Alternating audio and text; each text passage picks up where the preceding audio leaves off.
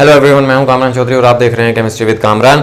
आज हम लोग कॉन्सेप्ट्स ऑफ केमिस्ट्री में एक बहुत ही छोटा सा टॉपिक डिस्कस करेंगे कि what is the difference between molecular maths and formula maths. अब देखने में तो ये बहुत ज़्यादा इजी लगता है, ठीक है, बट कुछ स्टूडेंट्स को बहुत ज़्यादा कन्फ्यूजन होती है मॉलिक्यूलर मैथ्स और फार्मूला मैथ्स में, ठीक है, कि मॉलिक्यूलर मैथ्स किसको बोलें और फार्मूला मैथ्स किसको बोलें, उसको हमने आज देखना है, ठीक है।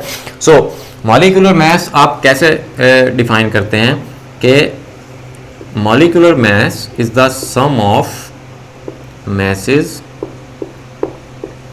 of all the atoms in a molecule। ठीक है, कि किसी भी मॉलिक्यूल में मौजूद जितने भी एटम्स हैं उनके मैसेज को आपने क्या कर देना है, ऐड कर देना है, उनको उनका सम ले लेना है, ठीक है। अब जैसे अगर मैं आपको एग्जांपल दूं, वाटर एक आपके पास मॉलिक्यूल है, ठीक है। अब हाइड्रोजन का मैस कितना होता है, 1 होता है, और ऑक्सीजन का मैस कितना होता है, 16 होता है।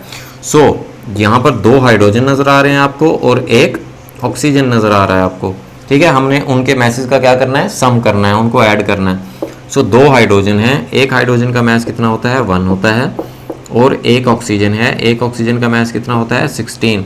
सो टोटल आपके पास कितना आ गया, 18।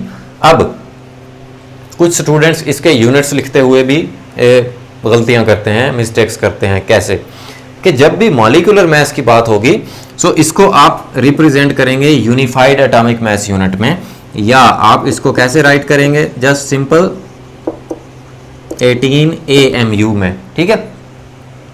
अब कुछ स्टूडेंट्स गलती करते हैं, यहां पर ग्राम्स लिख देते हैं जबकि बात हो रही होती है मॉलिक्यूलर मैस की। अब वो मॉलिक्यूलर मैस नहीं होता बल्कि क्या होता है, ग्राम मॉलिक्यूलर मैस होता है, ठीक है।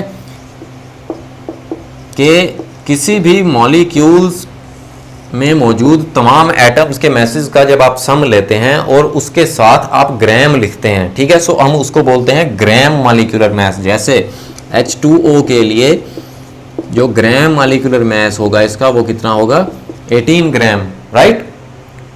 इसी तरह अगर आप फार्मूला मैस की बात करें सो कैसे आप डिफाइन करते हैं फार्मूला मैस को, कि sum of masses of all the atoms present in a formula unit, ठीक है, या इन ए एम्पिरिकल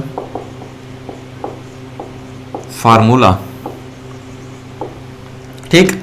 अब देखें कि किसी भी फार्मूला यूनिट या किसी भी एम्पिरिकल फार्मूले के अंदर जो एटम्स होते हैं उनके मैसेज को जब आप ऐड करते हैं देन उसको हम क्या बोलते हैं, फार्मूला मैस बोलते हैं।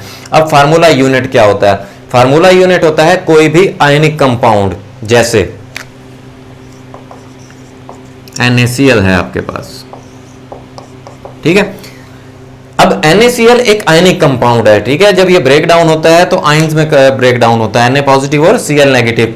ये भी आप लोगों ने पढ़ा हुआ होगा कि Na पॉजिटिव जो है वो 6 क्लोराइड आयंस से सराउंड हुआ होता है इन ए क्रिस्टल लैटिस, ठीक है। इसी तरह एक क्लोराइड आयन जो होता है वो 6 सोडियम आयन से सराउंडेड होता है इन एक क्रिस्टल लैटिस, ठीक है। सो किसी भी आयनिक कंपाउंड को आप क्या बोलते हैं, फार्मूला यूनिट बोलते हैं।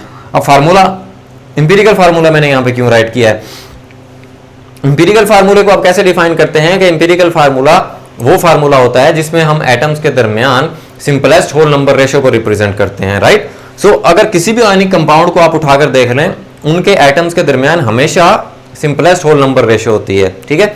जैसे सोडियम क्लोराइड में आप देख लें कि सोडियम और क्लोरीन के दरमियान क्या रेशियो है, 1:1 है, ठीक है। इसी तरह आप अगर बात कर लें कैल्शियम क्लोराइड की, सो कैल्शियम और क्लोरीन के दरमियान क्या रेशियो है, 1:2 है। आप देख रहे हैं ये already simplest whole number ratio है, राइट। सो जब आप इनके मैसेज को ऐड करेंगे, जैसे अगर आप NaCl की बात कर लें,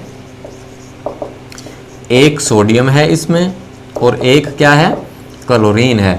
सो सोडियम का वेट कितना होता है, 23 एंड क्लोरीन का मास कितना होता है 35.5। सो ओवरऑल जो इसका मास आ गया वो कितना आ गया 58.5 AMU या यूनिफाइड एटॉमिक मास यूनिट या एटॉमिक मास यूनिट सिंपली, ठीक है।